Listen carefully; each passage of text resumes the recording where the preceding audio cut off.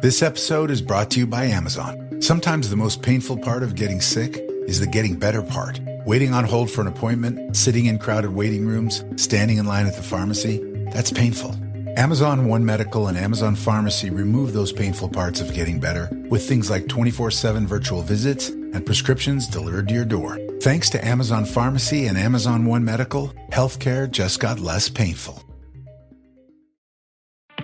Bored with your boring cardio? Stop pedaling that snooze cycle to Nowheresville and try some cardio that's actually fun. Supernatural Fitness, available on MetaQuest. Isn't that right, Jane Fonda? Cardio will never be boring again. Sweat to the beat of thousands of chart-topping songs inside stunning virtual landscapes. Bet your stationary bike can't do that. Visit GetSupernatural.com and join the next fitness revolution. Supernatural VR Fitness, only on MetaQuest. Rated Teen for Teen.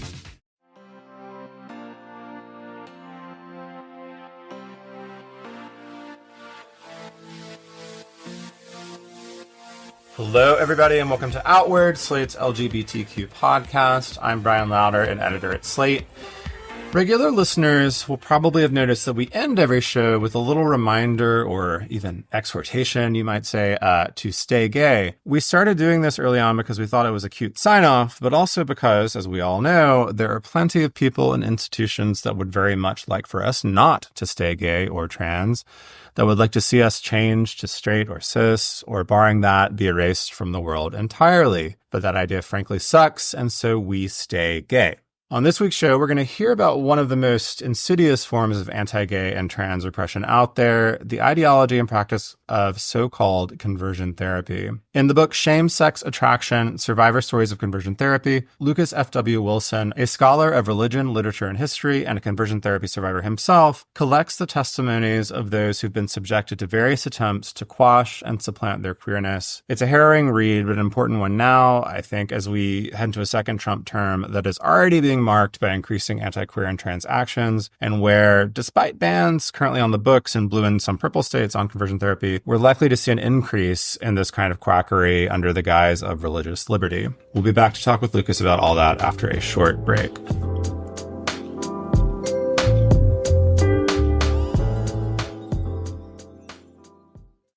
Carla only has the best tech. Can't connect to network. But she didn't have the best internet.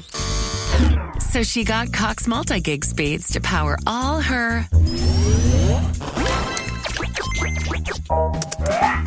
Now, all her tech is...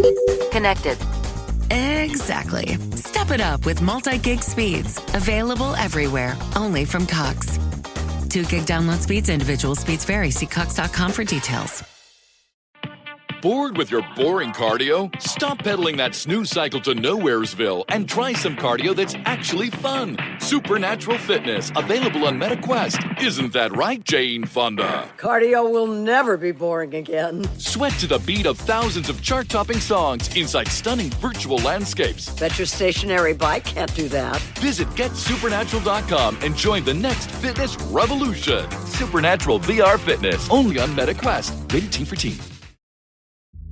Build a routine with Ollie that supports your wellness needs, like getting your daily vitamins and minerals with Ollie's multi-gummies, or keeping your mood upbeat with all the vitamin D in Hello Happy.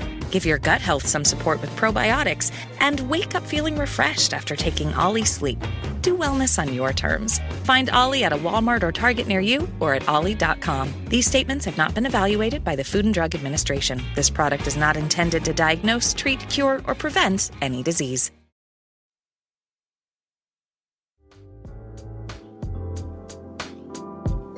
All right, we are back.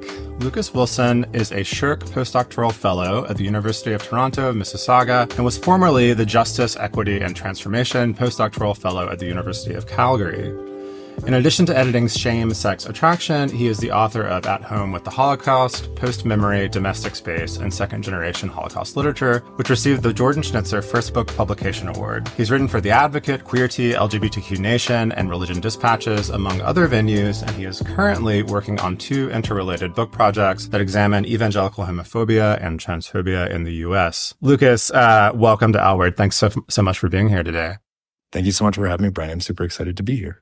So let's just get into it. There is a moment in the introduction to this collection that really, really struck me. You write, as homosexuality was seen as a condition, helping people, quote, heal from their so-called same-sex attractions was understood to be a compassionate and loving endeavor, rather than dehumanizing abuse. But these organizations, among others, were responsible for one of the most vicious, sustained attacks on LGBTQ Two-Spirit plus communities in the 20th and 21st centuries. That's a really sort of unsettling juxtaposition there between this idea of like compassion and then vicious attack. We're going to talk specifically about your entry in the book a little later, but I was hoping at the top here that you could tell our listeners a little bit about your personal experience with conversion therapy at Liberty University, and then how you came to see that practice as, you know, a vicious attack, as you put it, rather than an act of compassion.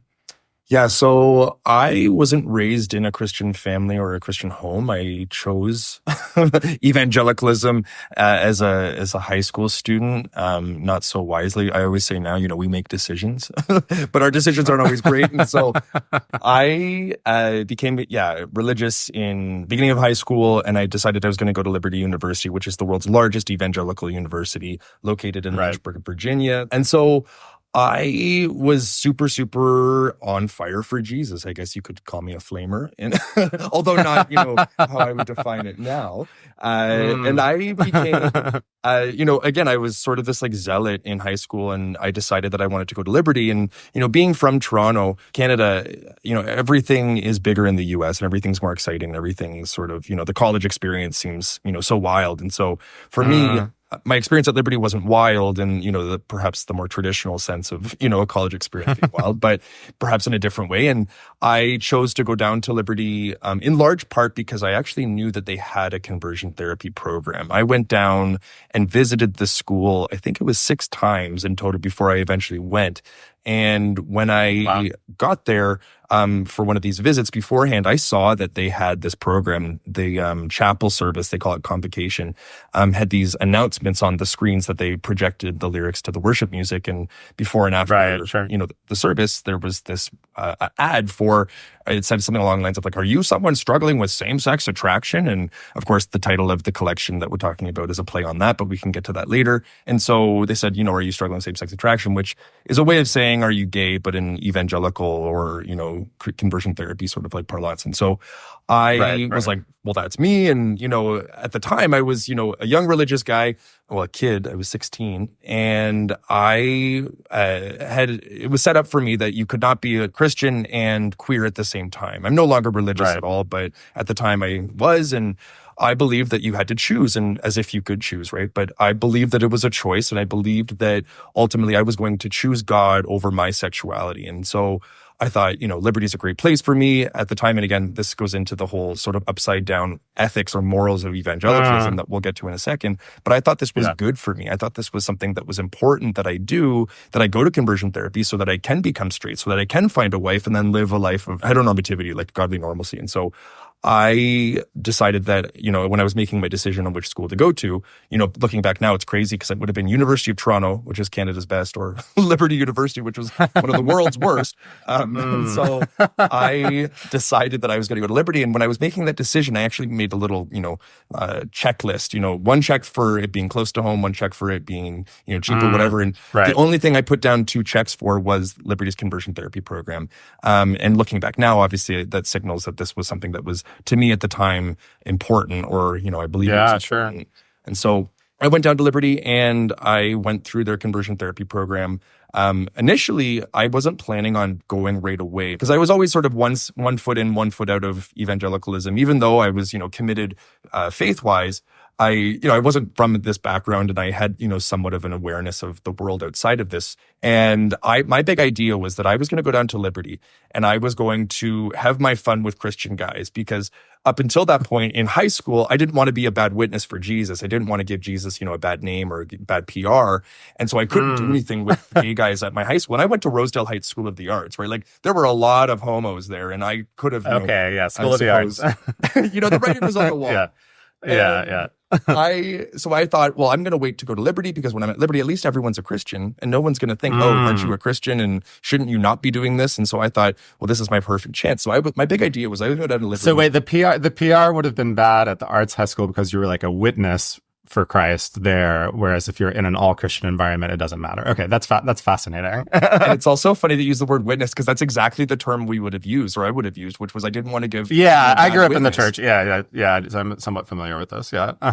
And a former insider. Yeah. So I went down, and my big plan was, I was going to have fun with other Christian guy. Well, I did, and it was about 2 weeks into school that my spiritual life director on my every dorm had 2 RAs, 2 resident advisors, and then under them 2 SLDs, spiritual life directors, under them prayer leaders, and then the rest of us plebeians who weren't, spiritual enough.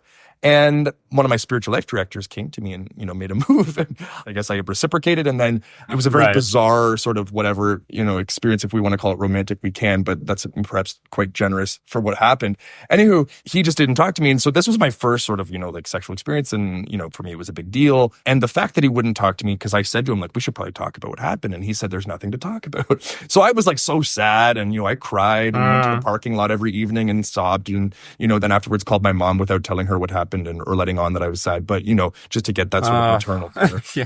And I eventually, I was thinking how the hell am I supposed to sort of navigate this, and I had a friend who we came out to each other, and he asked me, have you ever been attracted to a woman? And I lied. I was like, I'm bisexual. In the office where Mindy Kaling, she says I'm pregnant. And then the next scene, she looks at the camera in the confessional. She's like, no, shaking her head. That was me. I'm bisexual. No. And my friend Michael, yeah. And so my friend Michael, he was, he said, no, I've never been attracted to a woman. And we started talking about this kind of stuff, but I didn't want to burden him and put all of this sort of emotional baggage, on his shoulders as well. So I fast tracked my idea, because again, I was going to, wait until my senior year to go to conversion therapy. But at this point, I was like, well, I've got no other option. My life is pretty crummy right now. I might as well go and speak with this pastor. And at the time, I didn't conceptualize it as conversion therapy. That wasn't how it was framed. It was framed as pastoral counseling, which it oftentimes is. It's oftentimes not called what it is. And so I went in the book, the Shame, Sex, Attraction,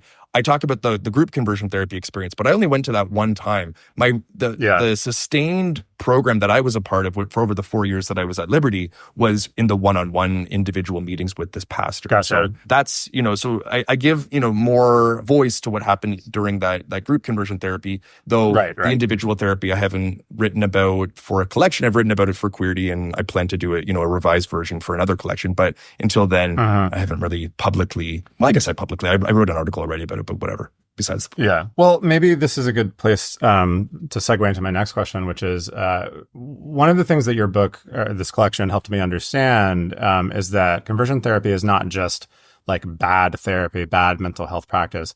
It's actually undergirded by this whole ideology that stems, as I understood it, your writing, from the idea of brokenness and repair. Could you explain that framework a little bit to our listeners? Because I think that might not be familiar to people who haven't been in the evangelical church. Yeah, and I think a lot of people at this point think that conversion therapy is no longer a thing, that this is a thing of the past. But of course, this is something that continues to happen to a lot of folks, particularly and disproportionately within religious communities, specifically Christian communities.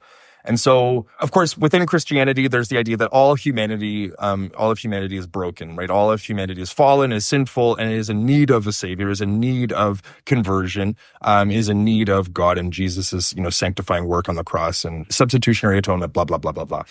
And so that's the religious sort of context that a lot of conversion practices have. Again, not all conversion practices are religious. And in fact, a lot of conversion practices in their, historically were not in religious context. However, as time has gone on, a lot more of when we talk about conversion therapy or conversion practice, these are happening in religious context. But within this specifically, the evangelical or the new Christian right context, and this idea of brokenness, it's the idea that heterosexuality is what all people are. All people are heterosexuals. All people are latently attracted to the opposite sex, and those who are not are broken. Those who are not are, deficient or have, some sort of problem. And so the way that it's set up oftentimes, and not always, but oftentimes, is that and it's a pseudo-Freudian, approach to human sexuality, where it is that, and it's wild, right? They borrow from these secular contexts or ways of thinking and take what they want and leave what they don't, because of course a lot of what they say and what they believe just doesn't map onto reality. And so they have to, have certain concessions. But again, we can get into that later. And so what happens oftentimes, I will use perhaps, a gay boy as an example. And it's, within this world, it's the opposite for girls because the evangelicalism operates on a binary and everything is, of God, of the enemy, right, wrong, female, male, masculine, feminine, blah, blah, blah. And it's all to do with, God's, divinely sanctioned order. And so within this framework, again, using the young boy as an example. So let's use us as an example. So when we were young boys, we, according to this thinking, we're living in the world of femininity and girls. Like we more comfortably, hung out with young girls. We played with dolls. We played with doll houses, right? All this kind of stuff. And it's always using these stereotypical understandings of masculinity and femininity. In part, it's true for me. Like when I was a kid, I loved my sister's dolls. I was in her closet, pun complete, or whatever the word is, trying on her dresses, eating her makeup, that kind of stuff. I loved it. Hey, I was only playing with Lincoln Logs, so I don't know, and Hot Wheels. So this is, speak for yourself. Right, Tonka trucks, that kind of and then again, the idea is that because you're living, outside of the world of men or masculinity, at puberty you go for what's opposite of you. Again, this binary system, and so you go for what's opposite of you at puberty. And according to this thinking, it's that we went for other boys. We were attracted to boys, and then eventually men. And then what happens is, again, according to this thinking, is that over time you habituate this persona, even though this is not actually who you are. According to this thinking, there's no such thing as queer people. There's only people who struggle with same-sex attraction, which is a way of divorcing, the sexuality or the attraction from the individual. And so over time, you habituate this persona, this queer persona, even though that's not actually who you are. You're again, this latent heterosexual. And then you fall into this real issue, I suppose. It's a gender issue, right? And so the idea is that you and I, at our core, our problem is not that we are attracted to the opposite sex. It's that we identify with the opposite gender more so. And that's the problem. And if only we are to correct that problem and we are to correct that identification issue, i.e. you and I apparently are very comfortable in the world of women and we think of ourselves more in feminine terms, according to this thing. Right? That if we're to fix that or to change that, then over time we habituate a new persona and then we're able to act. And again, the operative word is act, but we're able to not just act like the opposite or like men, but we're able to become men. And again, the idea of becoming men is very much situated in an idea of a straight heterosexual, heteronormative, right masculine man. So the idea is that if you perform over time, you can correct this deviance, and then in turn, your sexuality will change as well. So that's really what conversion ideology presents, and that's what undergirds conversion practices and how conversion therapists or conversion practitioners attempt to change individuals is oftentimes by their gender performance. Yeah. That's so interesting. You mentioned sort of the top of that answer that, some people think that conversion therapy is a thing of the past, but in fact, it's very much not. In the US, I think it's banned currently in 27 states, but those are the liberal states. If you kind of look at the map, it's like, that's sort of like the election. And we do know actually that from surveys, the majority of the public does disapprove of it. But you write in the book that practitioners and institutions that do this are actually kind of getting sneaky and trying to disguise what they're up to. And so actually more of this is happening than we may know. Can you talk just a little bit about what that looks like? Yeah. So, again, like you said, a number of states have banned it, and then also DC. And then, if we're thinking globally, Canada has banned it. A number of other countries are starting to ban, or, different municipalities or states or provinces, whatever. And, a lot of people, again, think that it's a thing of the past, or they think that, okay, now that it's banned in a certain place, whether it be a country, a state, a city, that it's now not going to happen. But of course, all crime will just go underground, right? It's not that it's going to be like, oh, well, it's illegal, I guess I have to stop. No, they're just going to change their PR. They're not going to change their tactics per se. They might change a little bit of the language. But again, it's all still the same thing. You can call it what you want to call it, but it's still conversion, these are still conversion practices. And so, what happens oftentimes is that again, conversion practices are less and less common in non-religious contexts, but again, they still happen. There's no doubt, even in healthcare practices, specifically for trans folks. But again, if we're thinking about the religious context and we're thinking specifically of the evangelical context, oftentimes they'll just change it from. And again, they didn't typically refer to it as conversion therapy, if at all. In the first place, right? it was, what it was called for a long time was the ex-gay movement, right? And so it was this idea of claiming an ex-gay identity. But of course, the problem with that is that, and they knew this, was that they're still attracted to men. And so it's obviously a misnomer. It's obviously not to do with the actual orientation that's changed. It's just the identity. They say, well, I don't identify as a gay man anymore. It's like, okay, but you're still looking at gay porn, my friend. Like, what's going on? Right. What they do is they change the language, they change the rhetoric, and at this point, for those of us who are tapped into this world, and unfortunately tapped into this world, right? Like if I could have my choice, I wouldn't be, but here we are. Sure. It's obviously an upside down, sort of batshit place to be, or sort of like no, these organizations are again just bonkers, but. With this being said, that they changed the language, so we see dog whistles for conversion practices. So oftentimes, again, it's pastoral counseling, biblical worldview counseling. They love to use the word worldview, right? And so it's a way of masking or obfuscating the practices so that they don't get caught, or that they're not in hot water from different authorities. Again, specifically, whether it's a city or a state or a country, and so. The thing right now is, in Canada, conversion practices have been outlawed, but there are a number of websites where if you go to their websites, you can clearly see that they're still doing it, right? Like it's not like that this has really stopped them. It's just made them go underground and again use different language that we understand. For those who have been subjected to conversion therapy, but for a lot of people outside of this world, they don't see it for what it is. And of course, right, sure. Again, you can call it whatever you want, but it's still at the end of the day, in a lot of places, a crime.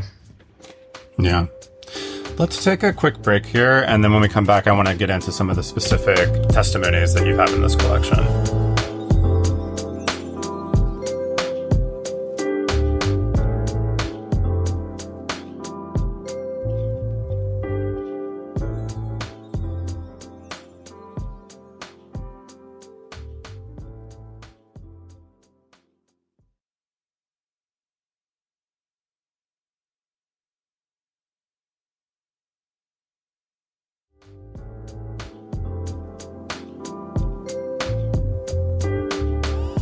All right, we are back. So, Luke, you flagged for us a few of the entries in the book that you thought were particularly important. So let's talk about those. The first one that you brought for us to talk about was Chaim Levin. He was in a Orthodox Jewish sort of Hasidic situation. So can you just sort of give us the outline of his story? It's kind of a really tough one, honestly, to hear about. But I have a question about it, but I want to hear you sort of narrate it a little bit first. The collection predominantly includes stories from white Christian fundamentalist and evangelical backgrounds. However, there are a few that are from different contexts, and this one specifically is coming from an Orthodox Jewish community in New York.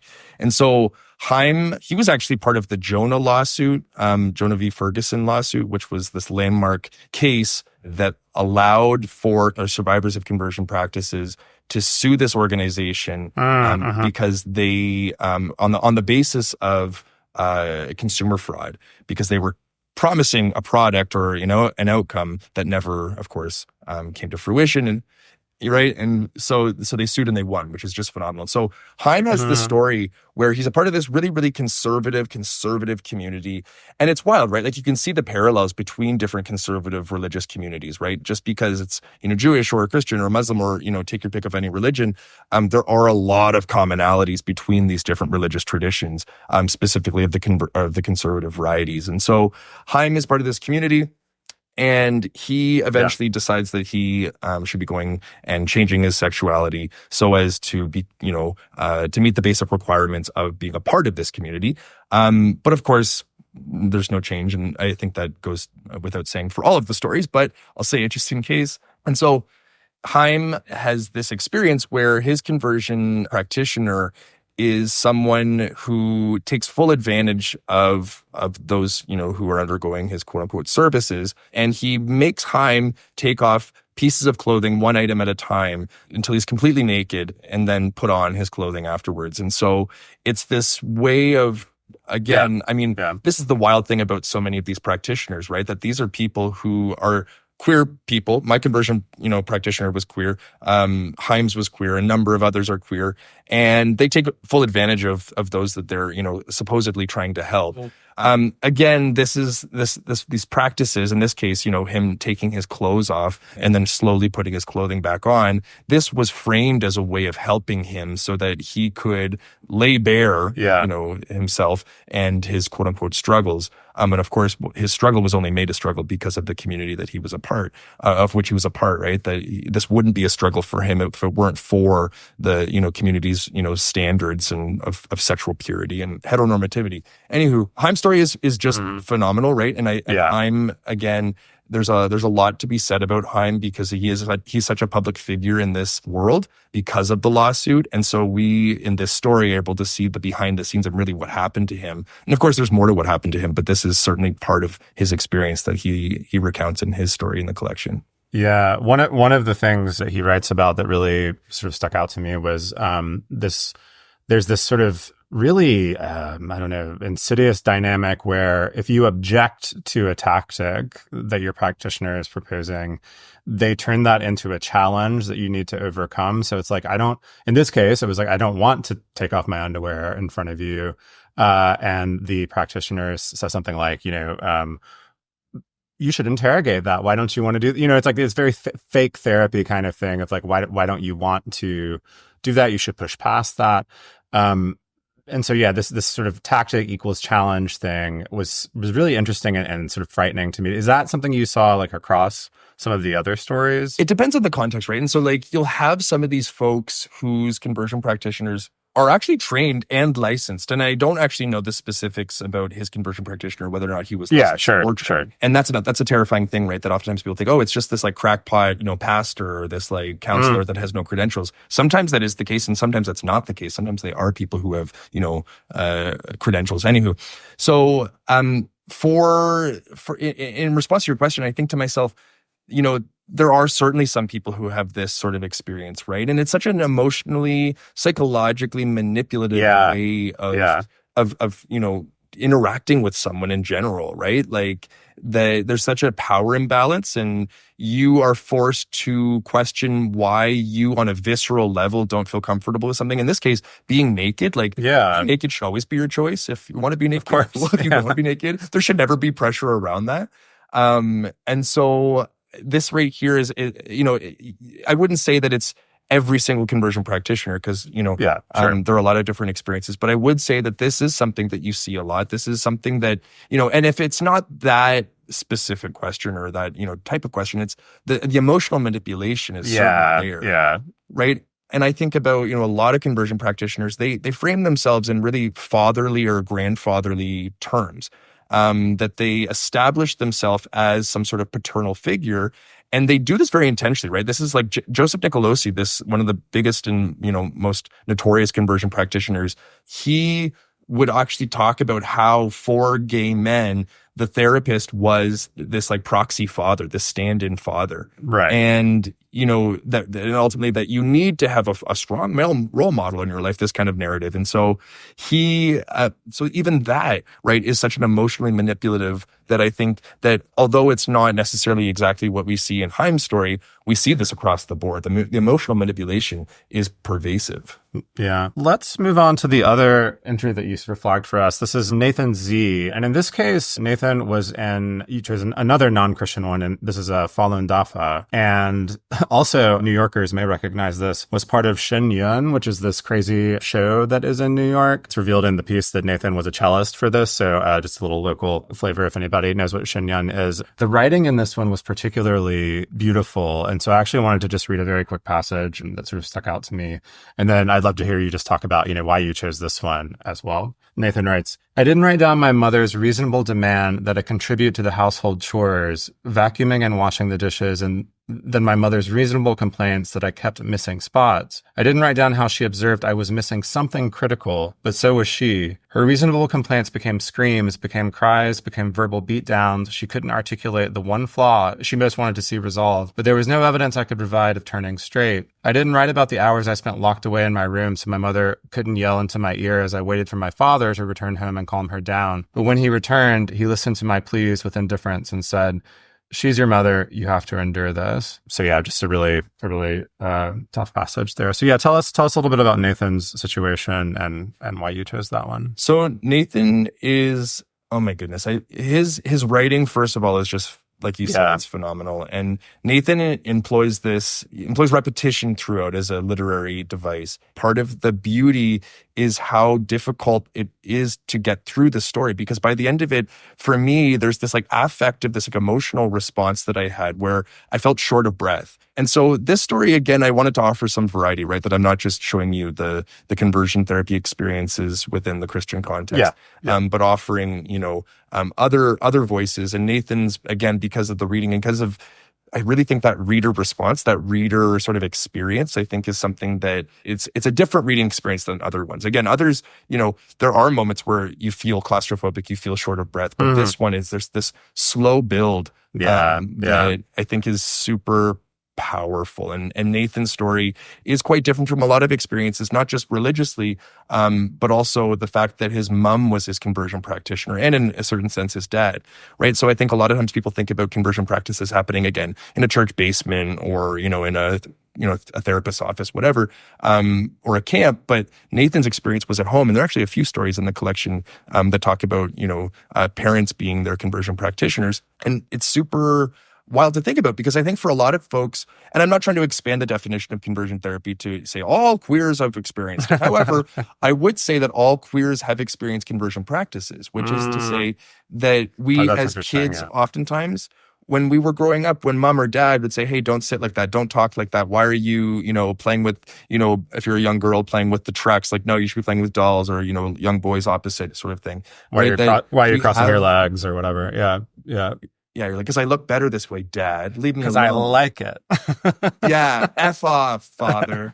And so for a lot of us, again, I wouldn't say that everyone has gone through conversion therapy, but I would say that all of us have undergone conversion practices. Conversion practices really at their core are efforts to change an individual's sexuality or gender identity or gender expression, right? And oftentimes it's those three things together. And so if at any point throughout our lives, we're a teacher, a parent, a friend, a brother, a sister, whomever, right, has corrected us in a way to say you should be aligning your gender presentation or your sexuality to the heteronormative standard, that is definitionally a conversion practice. Again, I'm not saying that all of us went through conversion therapy, but I am saying that all of us have undergone conversion practices.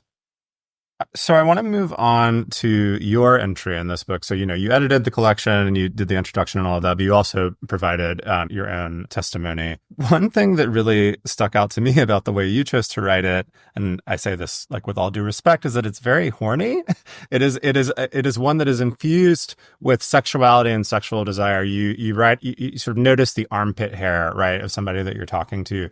And you're at this group meeting that you actually alluded to earlier in our conversation. You're at a group meeting and you're basically like cruising or sort of describing a moment that felt like cruising to me.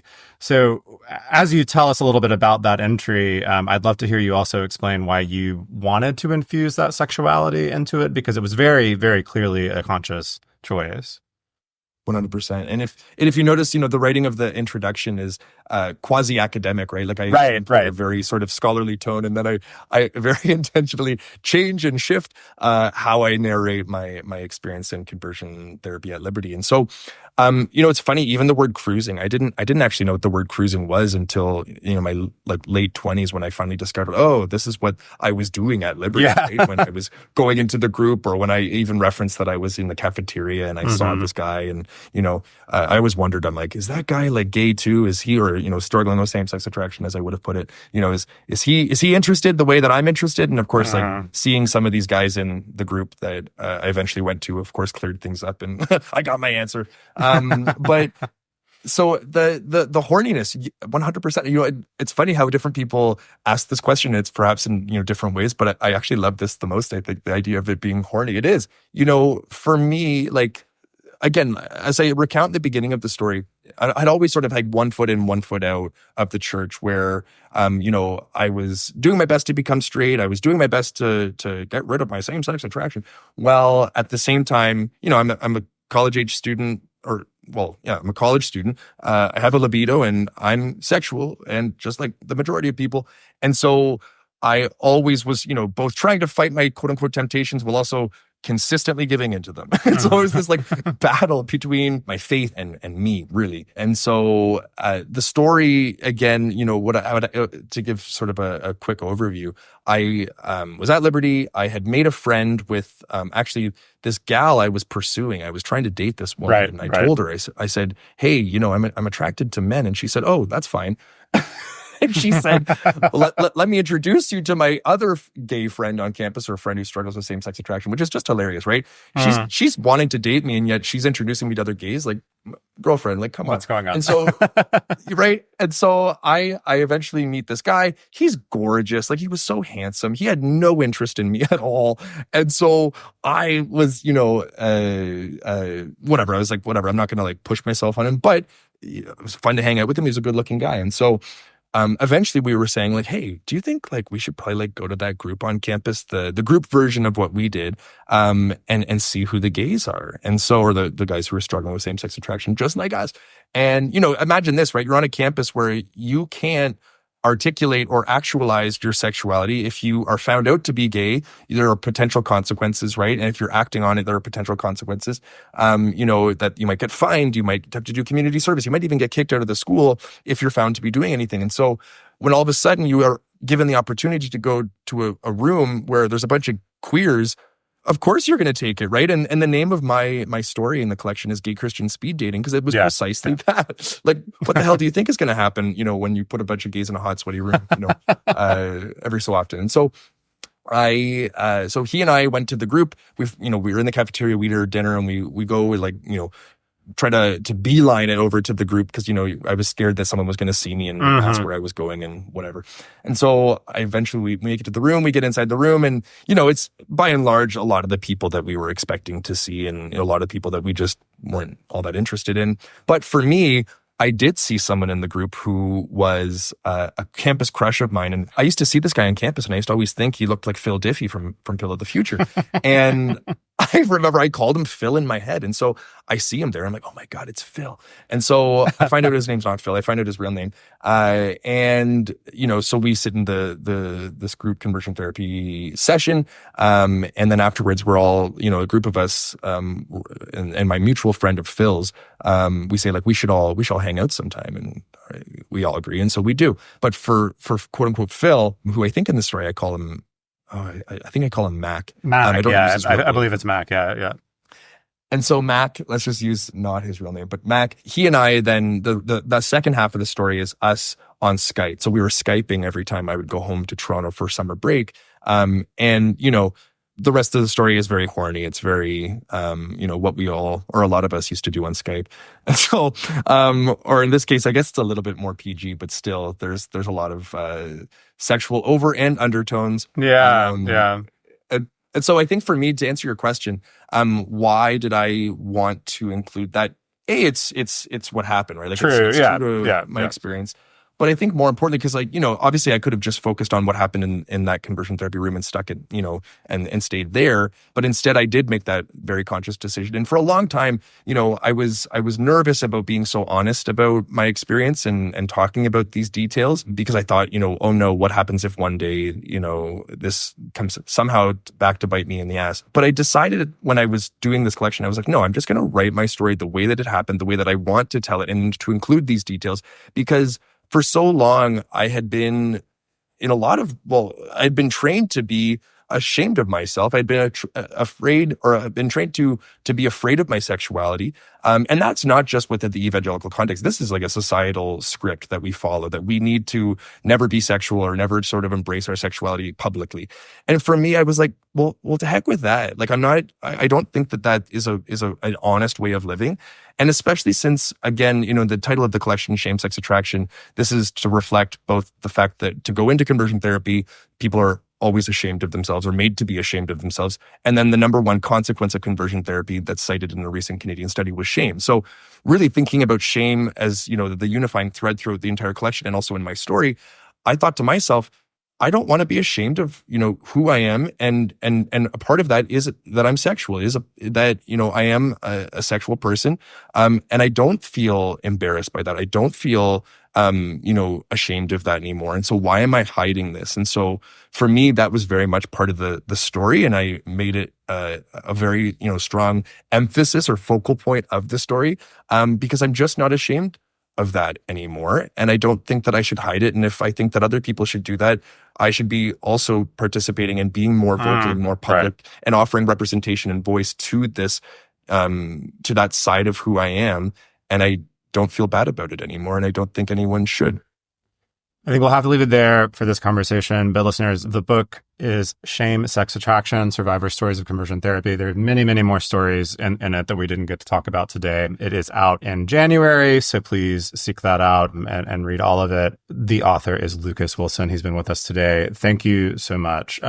Luke, where can people follow you or find your work online? So on Instagram and Blue Sky, I'm Luke Slam Dunk Wilson. On Twitter or X, I'm Wilson_FW. But, I'm never going to compete with the actor Luke Wilson. I'm just not at that level. So Lucas Wilson is my professional name, and I stick to that. Yes, that's very fair. Okay, yeah, listeners, check out Lucas F.W. Wilson. Actually, we can distinguish you even further from the actor. All right, thanks for being here, Lucas. This was great. Thank you so much for having me, Brian.